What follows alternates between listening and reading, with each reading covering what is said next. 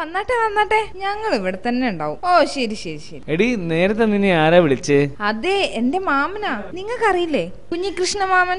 ഏത്, നമ്മുടെ സന്യസിക്കാൻ പോയ മാമനോ? ആ അതെ അതെ, പുള്ളി തന്നെ. 19-ാം വയസ്സിൽ നാട് വിട്ടു പോയതാ. ഹിമാലയത്തിലേക്കായിരുന്നു യാത്ര. ഇപ്പൊ സ്വാമിയായി. കുഞ്ഞീഷ്ണാനന്ദാന്നാ ഇപ്പത്തെ പേര്. ഒറ്റക്കായിരുന്നല്ലേ പോയത്? അതെ, പക്ഷെ തിരിച്ചു വന്നപ്പോ ഫാമിലി ആയിട്ടാ. 2 മക്കളും ഉണ്ട് പുള്ളിക്ക്. അല്ല, എന്താ ഇപ്പൊ വിളിച്ചേ? പുള്ളി ഇങ്ങോട്ട് വരുന്നുണ്ടെന്ന്. ഒരാഴ്ച ഇവിടെ തങ്ങാനാ പദ്ധതി. ഭഗവാനെ, ഞാനിതെങ്ങനെ സഹിക്കും? എടി, എന്റെ അച്ഛനും ഒരാഴ്ച താമസിക്കാൻ ഇങ്ങോട്ട് വരുന്നുണ്ടെന്ന്. ഒരാഴ്ചയല്ലേ, അതങ്ങ് സഹിച്ചു കളാ. ആ, പുള്ളി പിന്നെ സന്യാസി ആയതുകൊണ്ട് വെജിറ്റേറിയൻ ആയിരിക്കുമല്ലോ, അങ്ങനെ ഒരു സമാധാനം ഉണ്ട്. ഏയ്, പുള്ളിക്ക് നോൺ വെജാ ഇഷ്ടം. പൊരിച്ച കോഴിയൊക്കെ ഒറ്റ ഇരിപ്പിന് തട്ടും. അമ്പടാ കുമ്പിടി, ഇത് സ്വാമിയല്ല, ആ സ്വാമി തന്നെ.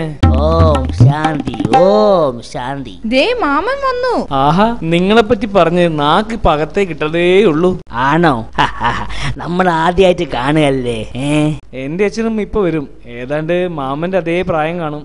അതേതായാലും നന്നായി. മിണ്ടിയും പറഞ്ഞ് കേൾക്കാമല്ലോ. എന്തോ ഒരു ശബ്ദം കേട്ടല്ലോ. വല്ല തേങ്ങയും കിണറ്റിൽ വീണതാവും. ഓം ശാന്തി. അച്ഛാ, ആമ കണ്ണട വെക്കോ? ഇല്ല. ആമ ജുബയും ഉണ്ടോ ഇടോ? ഇല്ല.